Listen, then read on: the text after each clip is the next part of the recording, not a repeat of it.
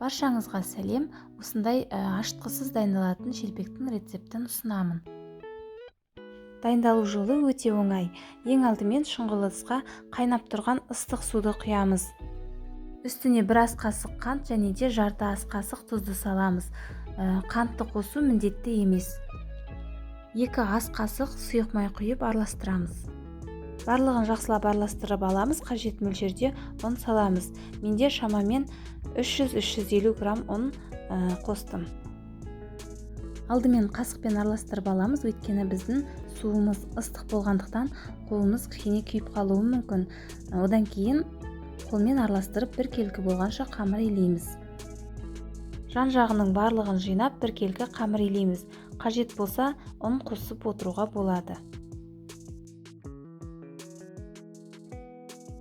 Яғни бізде біркелкі қолға жабыспайтын жұмсақ қамыр шығуы қажет.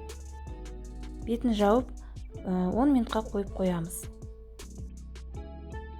10 минуттан соң қамырды жақсылап илеп, иінін қандырып, тағы да 5 минуттай тұруы қажет.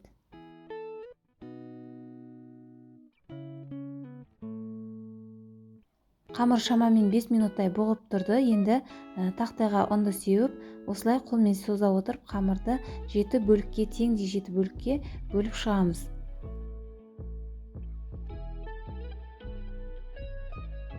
Қолмен біркелкі етіп домалақтап шығамыз. Салафанмен немесе ыдыспен бетін жауып 10 минутқа қойып қоямыз. Қамырымыз кішкене тұрып жұмсарды. Енді ұн себе отырып оқтаудың көмегімен домалақ күлшелерді жасап шығамыз. Ұн сеппей жаюға да болады, өйткені қамырмен жұмыс істеу өте ыңғайлы, оқтауға да, тақтайға да жабыспайды. Өте қатты, қалың етіп жаймаймыз. Міне шамамен осындай болса жеткілікті. Барлық күлшелерді домалақ етіп жайып дайындап аламыз.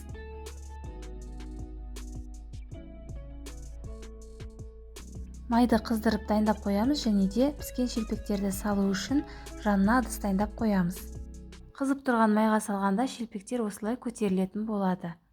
Майда көп ұстауға болмайды, кішкене ақшыл сары болса жеткілікті. Шамамен 20 секундтай ұстап, келесі бетін аударамыз. Қатты қызартып алсақ, онда біздің шелпектер хрустящий болып қалады.